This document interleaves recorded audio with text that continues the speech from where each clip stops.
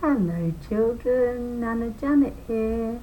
I hope you're well, Jude, and you, Abraham and Jad, Arincha Mary and Maya Rose. I hope you're all doing well. God bless you. I haven't forgotten you. I'm going to read from this big book. I've picked a story that I hope you'll like. I just opened it quickly, but it's interesting. It's about a cat. Why the Manx cat has no tail.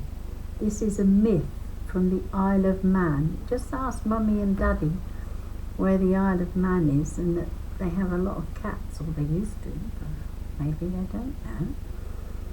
A myth from the Isle of Man. The rain was falling in torrents, and there were great storm clouds building up. The rivers were overflowing, and the fields looked like lakes. Noah decided that the time had come to fill his ark with 2 of every animal that lived. He called his sons Shem and Ham and Japheth, and they began rounding up the animals and leading them onto the ark. First came the big beasts, the giraffes and lions and elephants. Then came the cows, the sheep and the pigs. Then came the foxes and the rabbits, but not together, of course. Then came the birds, the grasshoppers and the ants, who were rather nervous of the elephants. The elephants' feet were big. Finally came the dogs, but only one cat, a big ginger tom cat. The she-cat was a stripy tabby, had decided that she would like to go mousing one last time, as she realized she would not be able to eat a fellow passenger when they were all cooped up in the ark. I'll show you the pictures now of that page. Let me hold it up. You can see the ark was a lovely drawing, wasn't it? So I'm just going to turn over, and there's some more beautiful. Oh look, I'm getting caught up in the... See? Yes, lovely pictures.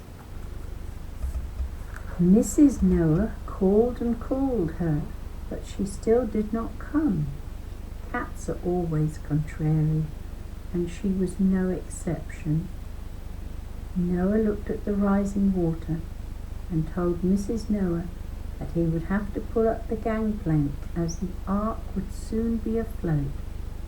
All the other animals were settling into their various stalls, and what a noise there was! Roaring and mooing and trumpeting and barring, snorting and squawking.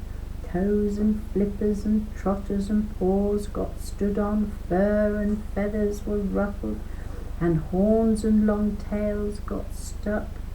But eventually everyone was in place.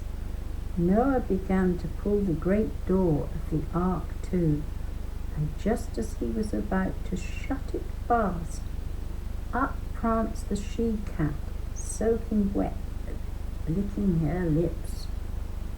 She managed to slip through the gap in the nick of time, but her great plume of a tail was caught in the door as it slammed shut.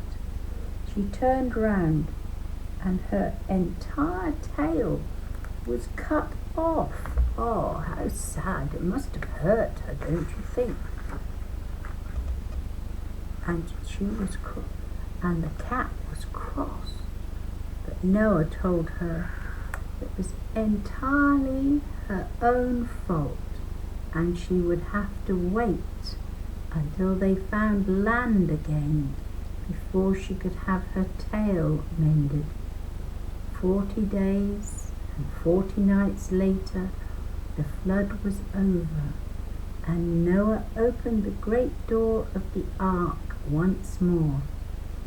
First out was the she-cat, And she ran until she found the Isle of Man, and there she stopped. She was too ashamed for anyone else to see her. Ever since then, the cats from the Isle of Man have had no tails. Nowadays, they are rather proud to be different. So I'll just show you the last picture. Yes. And there's something of the next story, but I'm not reading any more today for you. So bye bye and God bless. Love you all. See you soon.